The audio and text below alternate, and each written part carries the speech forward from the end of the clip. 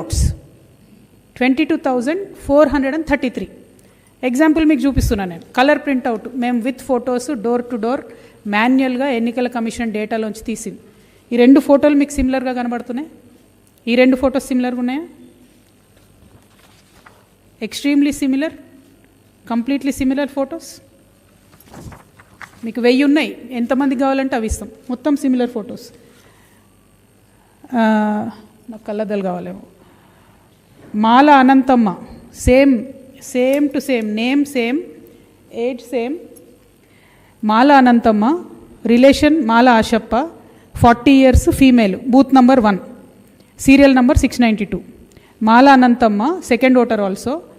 మాల Ashappa 40 years, female, 693 serial number, same booth. ఇట్లా ఒకటి కాదు, మేము ప్రింట్అవుట్ తీసింది 1000 కలర్ ప్రింట్అవుట్.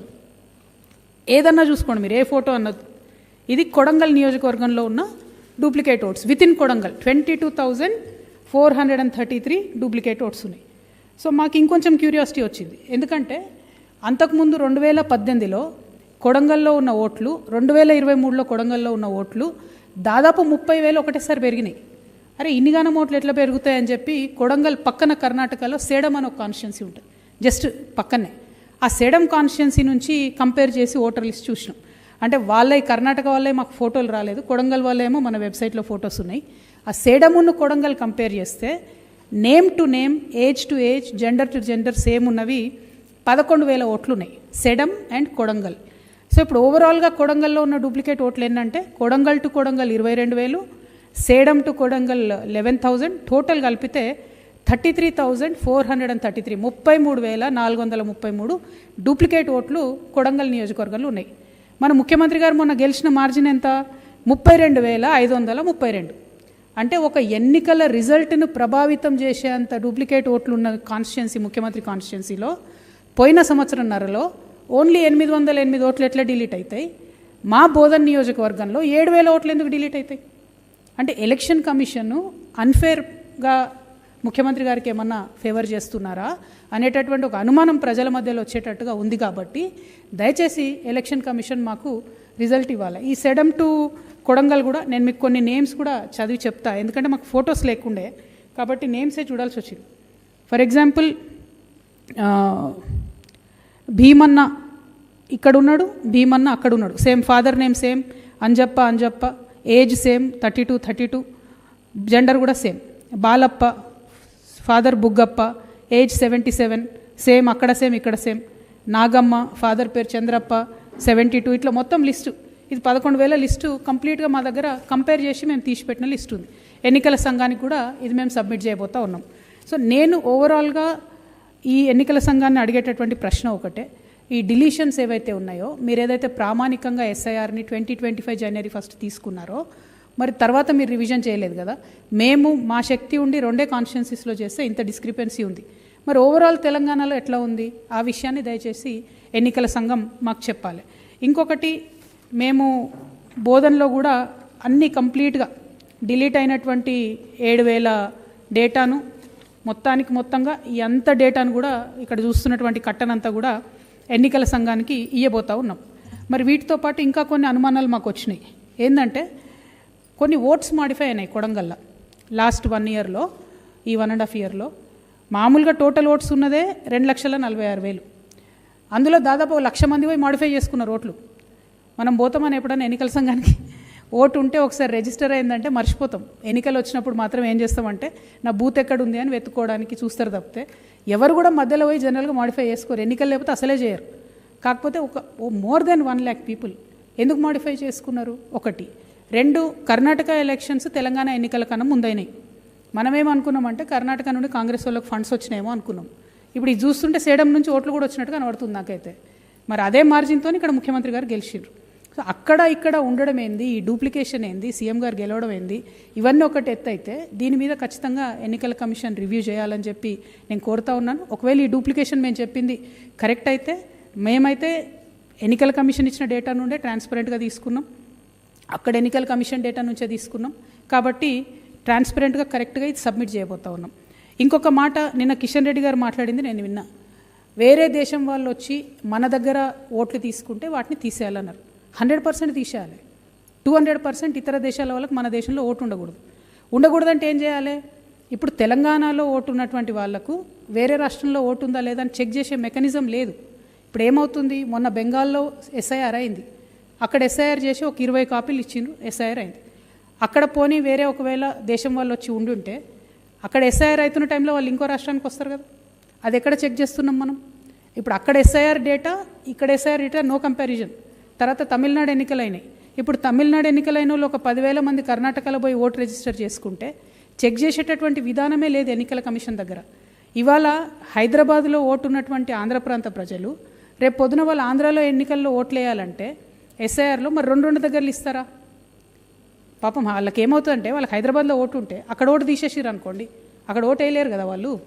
పోనీ ఇక్కడ సెలెక్ట్ చేసుకుంటే అక్కడ ఉండదు, అక్కడ ఉంటే ఇక్కడ ఉండదు. సో ఈ ఎస్ఐఆర్ అనేటటువంటిది దేశవ్యాప్తంగా చేస్తున్నటువంటి ఎక్సైజ్ కాబట్టి నేను ఎన్నికల సంఘాన్ని రిక్వెస్ట్ చేసేది ఏంటంటే, you have to please consider this migration within the states and you have to make sure that the migrant votes which are today Andhra voters today in Hyderabad should not have a duplicate vote in Andhra. If they have a vote in Andhra, they should not have a vote in Hyderabad. Simple as that. Same thing like with my CM's constituency, Kodangal person cannot have vote in Sedam. Sedam person should not have vote in Kodangal, which we are proving you. 11,000 members Sedamlo unnallu Kodangal unnaru. వాటిని remove చేయాలి. కాబట్టి inter state ఇష్యూస్ని address చేయాలి. ఇంకొకటి, చాలామంది సంచార జాతుల వాళ్ళు ఉంటారు, బీసీలో ఎంబీసీలో ఉంటారు. వాళ్ళని ఎట్లా పట్టుకుంటారు? వాళ్ళకి ప్రూఫ్ ఎక్కడుంది? ఎందుకంటే ఇవాళ రేపు పాస్పోర్ట్ కూడా వ్యాలిడ్ కాదు అంటున్నారు, ఏది వ్యాలిడ్ కాదు అంటున్నారు. మరి వాళ్ళని ఎట్లా పట్టుకుంటారు? గంగిరెద్దుల వాళ్ళు ఉంటారు ఉదాహరణకు, వాళ్ళు ఇవాళ ఈ ఊర్లు ఉంటారు, రేపు ఇంకో ఊర్లు ఉంటారు, సంచార జాతులు అనేక మంది ఉంటారు. వాళ్ళని ఎట్లా పట్టుకుంటారు? మరి వాళ్ళకి ఓటు ఇవ్వరా? మరి అసలే హోమ్లెస్ వాళ్ళు ఉంటారు, ఇల్లు లేని వాళ్ళు ఉంటారు, కిరాయి ఇంట్లో తిరుగుతుంటారు, ఎట్లా? మూడవది, ఈ ఎస్ఐఆర్ మొత్తం దేశవ్యాప్తంగా జరుగుతుంది కాబట్టి నేను రిక్వెస్ట్ చేసేది ఏంటంటే, సపోజ్ ఎలక్షన్ రోజు మా ఇంట్లోంచి మేము 4 భార్య భర్త 2 పిల్లలు ఓటేద్దామని పోతే సామాన్యంగా మనందరికి వచ్చే ఎక్స్పీరియన్స్ ఏంటిది? ఇద్దరికి ఈ బూత్లో ఓటు ఉంటుంది, ఇంకో ఇద్దరికి ఉండదు. అప్పుడు ఏమైంది, ఒక ఆటో కట్టుకొని పోయినా నేను ఈ బూత్లో ఉన్న కాడికి వేసి ఇంటికి వచ్చేస్తాను, అంతేగాని ఇంకో బూత్కి పోయి 2 ఓట్లు వేయాలని నేను అనుకోను. సో ఒక ఇల్లు ఇక్కడ ఉన్నప్పుడు, ఒక 1000 మందికో 1200కో ఒక ఎలక్షన్ బూత్ ఉన్నప్పుడు, దేశమంతా ఇంత ఇంటెన్సివ్ రివిజన్ అవుతున్నప్పుడు ఈ ఇంటి నెంబర్తో నా బూత్ నెంబర్ పర్మనెంట్గా ఎందుకు టైఅప్ చేయకూడదు? ఎందుకు మారుతుంది? పోనీ ఎస్ఐఆర్ వల్ల అది సాధ్యమవుతుందా? కిషన్ రెడ్డి గారిని అడుగుతూ ఉన్నా నేను. ఎస్, మన దేశంలో ఉన్నటువంటి ఇతర దేశాల వల్ల పంపించాలంటే as a union home minister మన రాష్ట్రం నుండే బండి సంజయ్ గారు కూడా ఉన్నారు, MOS. దయచేసి మీరు ఇంటర్ స్టేట్ ఖచ్చితంగా కట్ చేయండి డూప్లికేట్ ఓట్స్. అది ఆంధ్ర తెలంగాణ వాళ్ళైనా కట్ చేయండి, ఇతర దేశాల వాళ్ళు తెలంగాణ లెక్కలు పెడుతున్నప్పుడు కర్ణాటకకు వారిపోతారేమో వాళ్ళని కట్ చేయండి, ఈ బార్డర్ మైగ్రేషన్లో ఉన్నటువంటి కాన్స్టిట్యున్సీలో జరుగుతున్నాయి కట్ చేయండి. అదర్వైజ్ మీరు ఎస్ఐఆర్ చేసి కూడా ఏం అర్థం ఉండదు, డూప్లికేషన్ ఉంటుంది. ఇది చాలా సీరియస్ ఇష్యూస్ మేము డిస్కవర్ చేసినాము. With colour printouts, with every proof మేము ఇస్తూ ఉన్నాం ఇవాళ ఎలక్షన్ కమిషన్కి. సో నేను ఎలక్షన్ కమిషన్ని రిక్వెస్ట్ చేస్తూ ఉన్నా, ఇన్ని మేమే దొరకబట్టగలిగినామంటే మేము ఇప్పుడు కొత్త పార్టీ, మాకున్న లిమిటెడ్ రిసోర్సెస్లో మాకున్నటువంటి కొంతమంది ఇంపార్టెంట్ వ్యక్తులతోని మేము కూర్చొని చేసినటువంటి డేటా ఇది. అన్నీ కూడా లెజిటిమేట్గా ఉన్నటువంటి డేటా. ఈ ఎక్సైజ్ ప్రకారం ముఖ్యమంత్రి గారి కాన్స్టిట్యున్సీలో గెలుపోటముల్ని ప్రభావితం చేసేటట్టు వచ్చింది. మా బోధనలో కూడా 7,000 మంది ఓటర్లను మీరు తీసేసిండ్రు. పోయినసారి అక్కడ షకీల్ గారు ఓడిపోయింది 3,000తో, అంతకుముందు సారి షకీల్ గారు గెలిచింది 8,000తో. సో ఈ ఓటర్లు పోతున్నటువంటి వాళ్ళందరూ కూడా గెలుపోటముల్ని ప్రభావితం చేస్తున్నారు. కాబట్టి ఎస్ఐఆర్ అనేటటువంటిది పర్మనెంట్ సొల్యూషన్ లాగా ఉండాలి. ఎందుకంటే 20 ఏళ్ల తర్వాత అవుతుంది కాబట్టి ఈ విషయంలో ఆలోచన చేయవలసిందిగా ఎన్నికల సంఘాన్ని నేను వినమ్రంగా విజ్ఞప్తి చేస్తూ ఉన్నాను. As a new political party మాకు ఇది చాలా అవసరము, చాలా ఇంపార్టెంట్. మాకు వేరే పార్టీలకు ఉన్నంత శక్తి యుక్తులు సంచరించుకోవడానికి టైం పడుతుంది కాబట్టి ఫ్రీ అండ్ ఫేర్ ఎలక్షన్ అనేటటువంటిది ఈ దేశంలో జరగాలి. కాబట్టి as a new party we are appealing to the election commission of India, kindly remove all these anomalies. Thank you. Jai Telangana.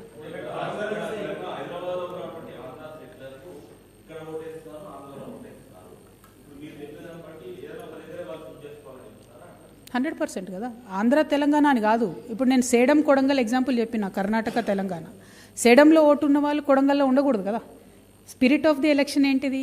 ఎక్కడ ఇప్పుడు నేను పోయి అరుణాచల్ ప్రదేశ్లో ఉంటా అనుకోండి, అక్కడ ఓటు తీసుకోవచ్చు, అక్కడ ఓటేయచ్చు. As an Indian citizen it is my right. But Arunachal ప్రదేశ్లో ఓటేసిన నేను తెలంగాణలో ఓటు వేయకూడదు, అది పద్ధతి.